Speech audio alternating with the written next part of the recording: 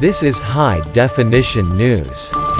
I'm Jeff Kaufman. The verdict for Harvey Weinstein, once one of the most powerful men in Hollywood, guilty of rape, guilty of felony sex crime, handcuffed and taken into custody until he is sentenced on March 11th. He could get 5 to 25 years in prison on the felony sex crime conviction.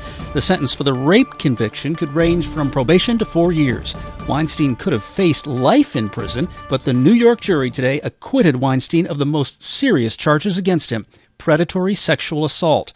Still, Manhattan District Attorney Cyrus Vance Jr. says the conviction will send a message to survivors of sexual assault and those who prey on them. It's rape, even if there is no physical evidence, and even if it happened a long time ago. The New York case involved two women, one who said Weinstein raped her in a hotel room in 2013, and another who said he forced a sex act on her in 2006.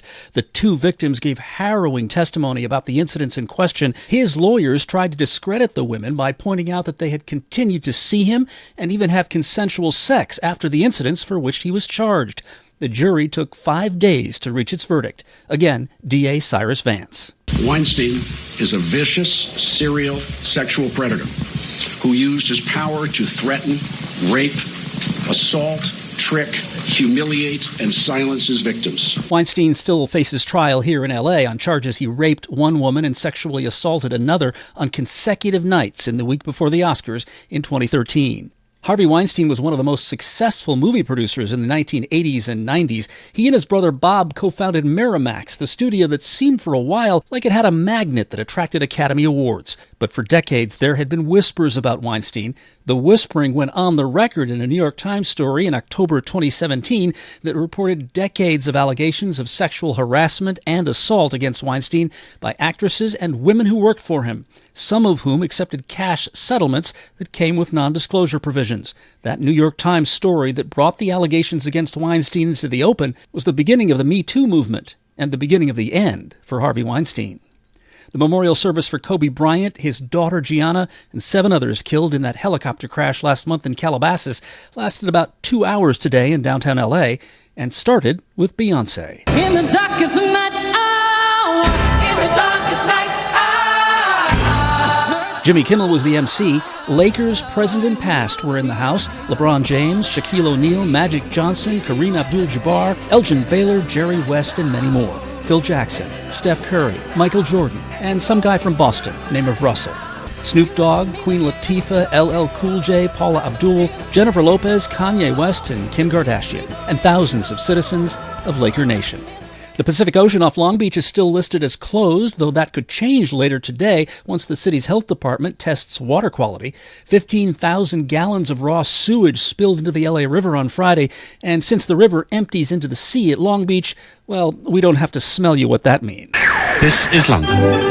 Direct from Paris. This is Radio Moscow. Radio Berlin. Radio Havana. This is London.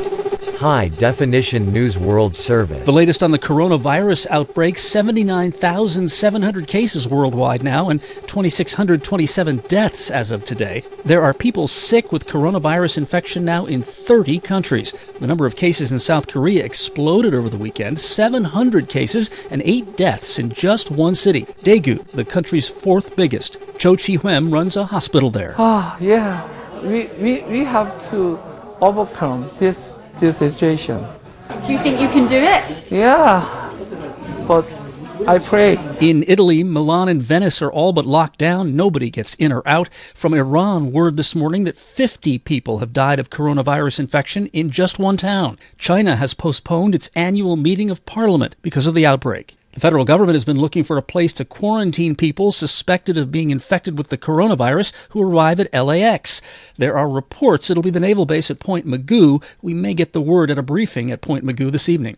That won't affect the fight between the feds and the city of Costa Mesa, which is trying to lock out some Americans who are under corona quarantine. They're the diplomats and dependents evacuated from China a couple of weeks ago. They've been waiting out their quarantine at Travis Air Force Base in Northern California. The feds want to transfer some of them to a vacant mental institution in Costa Mesa. The city got a judge to block that plan on Friday night. The two sides will fight it out in court this afternoon. And the coronavirus outbreak is not just affecting human health. The world's financial health is a little little off today. The Dow Jones Industrial Average was down more than 1,000 points today. Traders are worried the corona outbreak could turn into a corona pandemic. The outbreak is also affecting the health of the ports of LA and Long Beach. The number of ships from China is down by 2/3 at both ports this month because China has shut down factories to prevent the spread of the virus. Now, the ports normally slow down in February anyway, because Chinese New Year celebrations mean fewer ships set sail. Add the tariff war with China, and now the coronavirus outbreak, it adds up to empty docks and idle port workers. President Trump and the First Lady visited the Taj Mahal and the home of Mahatma Gandhi on their first day of their visit to India. But the highlight for the president had to be the Namaste Trump rally at the world's largest cricket stadium. 100,000 people in the stands, more than at any of Trump's rallies back home. Macho Man was playing over the public address system as the president walked onto the stage to be greeted by Indian Prime Minister Narendra Modi. Mr. Donald Trump, Namaste Trump. Namaste, Namaste. America loves India, America respects India, and America will always be faithful and loyal friends to the Indian people. And this, the Trump Organization has more businesses in India than anywhere except the U.S. Actor Jussie Smollett pleaded not guilty today in Chicago to 6 counts of felony disorderly conduct. It's the second round of charges in connection with that 2 a.m. beatdown in January 2019 on a downtown Chicago street. Smollett said a couple of Trump supporters attacked him, shouted racist insults, and tied a noose around his neck. Police and prosecutors said Smollett made up the whole thing. The first set of charges against Smollett was dismissed. He's free on his own recognizance and is due back in court next month. When NASA needed somebody to do the hard math of figuring the exact trajectory that would put Apollo 11 astronauts safely on the moon, the job went to Katherine Johnson. Of course it did. She'd already done the calculations for the flights that made Alan Shepard the first American in space and John Glenn the first American to orbit the Earth. She did that math with a pencil and a slide rule. She did it perfectly. And she did it while black and female, which is why NASA never bothered to celebrate her and the 30 or so other black women who did math for NASA in those days. Even NASA was segregated like much of America. In 2015, President Obama awarded her the Presidential Medal of Freedom. In 2017, NASA named a building after her. That same year, a movie about Katherine Johnson and the other black female mathematicians of NASA, Hidden Figures, did not win any of the 3 Academy Awards it was up for. But when she stood on stage with the movie's cast, the audience at the Oscar ceremony gave Katherine Johnson a long, loud standing ovation. She was 98 then, the last survivor of her NASA crew. She was 101 when she died this morning in Virginia. Katherine Johnson, who counted. Now you know what we know. I'm Jeff Kaufman, High Definition News.